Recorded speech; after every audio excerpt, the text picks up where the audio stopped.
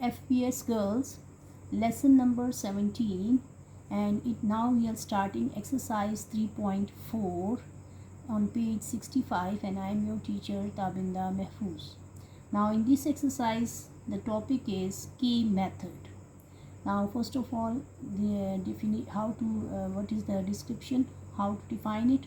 So let in a proportion A ratio B, C ratio D be in proportion. So we know that these are two ratios which are equal. So A by B equals to C by D, and these ratios are equals to K.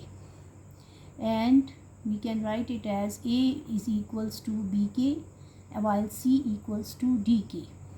So we use these equations regarding to K to evaluate certain expressions easily. Now this method is called K method. अब इसमें ये बताया गया है कि proportion में जब आपको रेशोज़ गिवन होती हैं तो आप उसको के इक्वल ले सकते हैं। हर रेशो के इक्वल होती है और उसी से जो रिज़ल्ट या इक्वेशंस हम डिराइव करते हैं, जैसे यहाँ पे डिराइव की हैं हमने, इनको फिर हम और एक्सप्रेशंस की वैल्यूज़ फाइंड करने के लिए यूज़ करते हैं। सो इस मेथड को चूँकि के पे डिपेंड करता है, that's why this method is called के मेथड। अब इसमें रिलेटेड क्वेश्चंस जो हम करेंगे वो हैं एग्जाम्पल्स 15, 16, 17, 18। ये आपको बुक में मिल जाएंगी, आप वहाँ से चेक कर लें और प्रैक्टिस करें। और एक्सरसाइज के क्वेश्चन हैं question number 1 to question number 8। Whole exercise is included in this topic, while the review exercise 3 having question number 13, 14 and 15. Now question number 1, if A ratio B equals to C ratio D, then prove that in the first part, this question has two parts, I will explain you the first part. First part, 2A plus 3B divided by 2A minus 3B equals to 2C plus 3D and 2C minus 3D। तो सबसे पहले आपने जो given ratio हैं, आपको जो proportion दिया हुआ है उससे आपने सोल्यूशन स्टार्ट करना है। If A ratio B equals to C ratio D, now let using K method, so A ratio B, A by B equals to C by D equals to K. आपको जो दो ratios दी हुई हैं आपने इसको के इक्वल ले लें, और इसमें से अब आप ए की इक्वेशन कैसे बनाएंगे, A is equals to B K while C is equals to D K. Now putting this value of A and C in the ratios which you are going to prove. Now in the ratios putting this values या substitute करते हैं इन values को, putting the values of A and C in, सबसे पहले left side पे जो ratio given है जो आपने प्रूव करनी है, 2A plus 3B and 2A minus 3B, और 2C प्लस 3D और 2C माइनस 3D। अब आप A की जगह उसकी वैल्यू लगाएं जो K में आपने फाइंड आउट किया, that is BK plus 3B।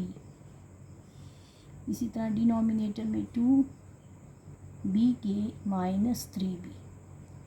इसी तरह लेफ़्ट साइड पे, अब आपकी राइट साइड पे जब आप आती हैं तो ये 2C है। अब C की वैल्यू इस वक्त आपने जो फाइंड आउट की है वो इक्वेशन जो है वो DK है, तो आप उसकी वैल्यू पुट करते हैं DK और ये 3D। इसी तरह से डिनोमिनेटर में भी DK और माइनस 3D। अब आप ब्रैकेट सॉल्व करें तो ये देखें बेटा 2BK है प्लस 3B है, और डिनोमिनेटर में 2BK माइनस 3B। यहाँ से लें 2DK प्लस 3D और 2DK माइनस 3D। अब आप देखें इसमें कॉमन क्या है, B कॉमन है, तो हम B को कॉमन लेंगे तो हमारे पास रह जाएगा 2K प्लस 3, और डिनोमिनेटर में भी दोनों टर्म्स में B आ रहा है तो आप B कॉमन ले लें तो आपके पास क्या आ जाएगा 2K माइनस 3। इसी तरह लेफ़्ट साइड सेकंड रेशो को चेक करें, वहाँ पर क्या कॉमन है, D कॉमन है, बोथ टर्म्स में D कॉमन है, तो हम D कॉमन लेंगे तो आपके पास आ जाएगा 2K +3। इसी तरह से सेकंड में भी देखें तो वहाँ पर भी d कॉमन है, फर्स्ट टर्म में भी d आ रहा है, सेकंड में भी, तो d कॉमन ले लें तो आपके पास आ जाएगा 2k + 3। ठीक है, अब चलें b। अब देखें बेटा, यहाँ पे जो b कॉमन लिया है हमने, इस b को हमने कैंसिल कर देना है, b कैंसिल हो जाएगा लेफ्ट फर्स्ट रेशो में, और राइट साइड पे चूँकि d कॉमन है और दोनों में d आ रहा है, d कैंसिल हो जाएगा आपके पास। अब देखें बेटा, ये फर्स्ट 2k + 3 और 2k - 3।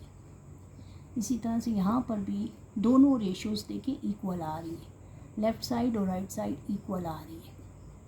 So left hand side equals to right hand side, और you may say that क्योंकि किन रेशियोज़ में हमने वैल्यूज़ पुट की थी, 2a + 3b 2a - 3b equals to 2c + 3d and 2c - 3d।